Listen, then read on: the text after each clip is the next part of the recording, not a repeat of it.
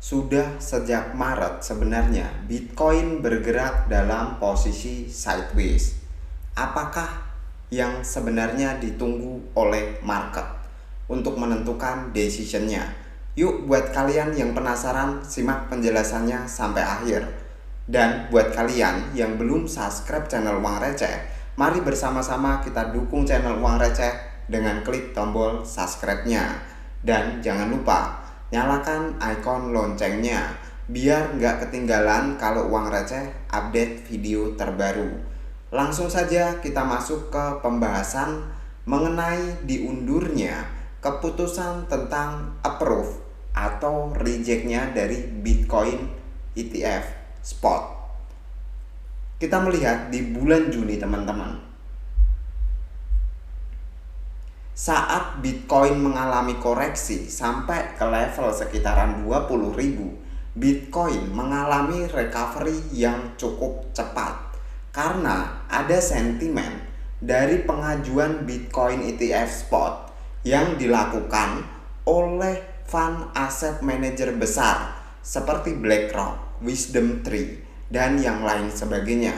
Tapi yang perlu kalian ketahui, ternyata jauh sebelum bulan Juni itu ada salah satu fund asset manager yang sudah mengajukan Bitcoin ETF spot terlebih dahulu, yaitu ARK Investment. Itu submit an application to list the ETF sejak bulan Mei. Nah, yang perlu kalian ketahui, ternyata approve dari pengajuan tersebut belum disetujui oleh SEC sampai hari ini teman-teman. Dan yang lebih mengecewakan lagi, bisa jadi paling lama disetujui di sekitaran bulan Januari tahun 2024. Artinya ada sesuatu yang SEC itu sedang tunggu soal pengajuan Bitcoin ETF spot oleh beberapa fund asset manager besar. Nah, dilansir dari berita yang dimuat oleh CNBC, di sini dijelaskan SEC delays decision on Bitcoin ETF from Cathie Wood ARK Invest. Dari artikel ini kita bisa mengambil beberapa poin penting teman-teman. Yang pertama, ada perubahan peraturan mengenai Bitcoin ETF spot yang sudah dibicarakan antara Choi B-Seed Act dan SEC. Yang kedua, beberapa fund asset manager besar setelah ARK Investment mengajukan Bitcoin ETF spot itu turut mengajukan Bitcoin ETF spot. Di antaranya ada BlackRock, WisdomTree, dan yang lain sebagainya. Poin yang ketiga, Grayscale juga sedang menunggu keputusan penting terkait pengubahan dari Grayscale Bitcoin Trust ke Bitcoin ETF. Sampai hari ini juga pengajuan tersebut masih ditolak oleh SEC. Ada kemungkinan besar teman-teman SEC mengulur keputusan tersebut untuk sekalian memeriksa pengajuan dari semua fund asset manager dan nantinya bakal memutuskan secara bersamaan mau disetujui ataukah tidak. Nah, hal ini sebenarnya cukup positif teman-teman, dimana kalau cuman ARK Investment yang mengajukan Bitcoin ETF spot, artinya SEC hanya memeriksa satu pengajuan. Tapi hal ini berbeda teman-teman. Bulan Mei ARK Investment mengajukan, bulan Juni kita melihat langsung segerombol mengajukan Bitcoin ETF spot. Artinya kemungkinan besar SEC tidak akan memeriksa satu persatu, tapi melainkan akan dikumpulkan dulu sampai lengkap, dan after itu kalau di approve ya di approve semuanya, kalau ditolak ya bakalan ditolak semuanya. Nah, coba kita akan cek dari segi price actionnya. Pertama-tama kita buka terlebih dahulu untuk price action di time frame daily teman-teman. Seperti yang sudah Uang Receh bilang di awal tadi, sebenarnya pergerakan Bitcoin cukup membosankan sejak memasuki bulan Maret, di mana Bitcoin cenderung sideways dalam waktu yang cukup lama teman-teman. Nyaris 5 bulan Bitcoin itu sideways di posisi yang sama.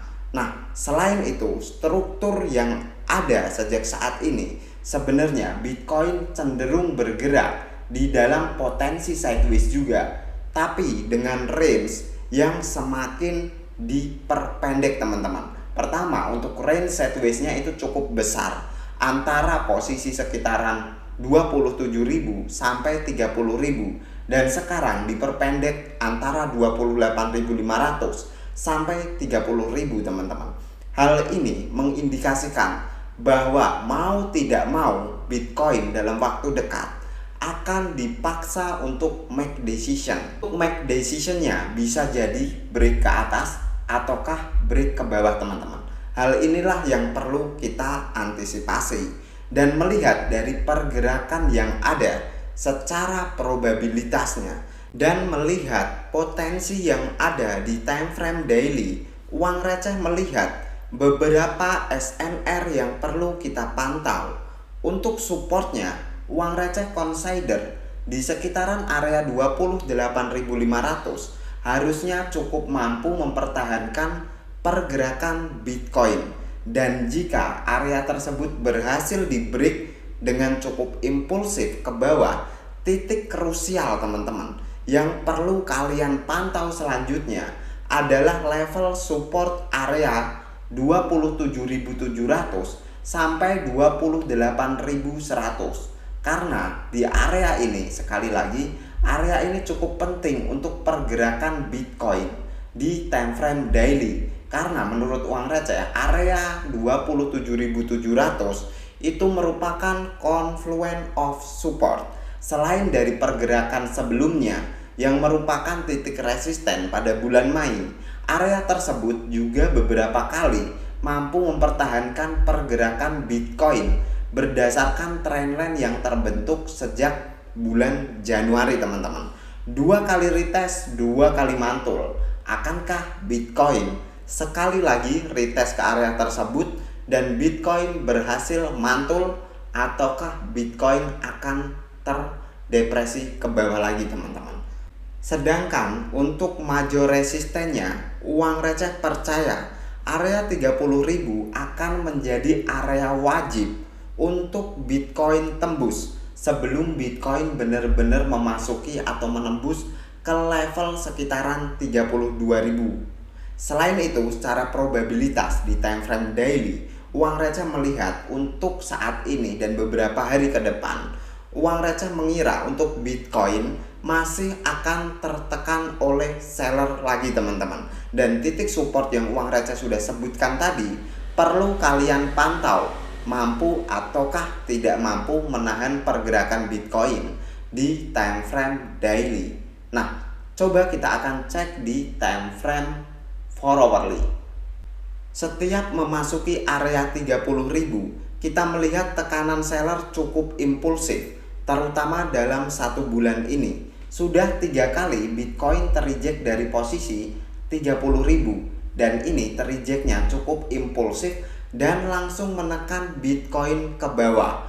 Hal ini membuktikan area tersebut memang masih menjadi major resisten, dan selain itu, melihat pergerakan yang ada, kemungkinan besar seller akan membawa Bitcoin untuk 1 kali turun lagi teman-teman. Bisa jadi itu adalah retest ke level 28.500 dan tentunya menutup 5 wave penurunan sejak Bitcoin berada di posisi highest sekitar 31.800. After itu kemungkinan besar Bitcoin baru akan mulai naik lagi teman-teman.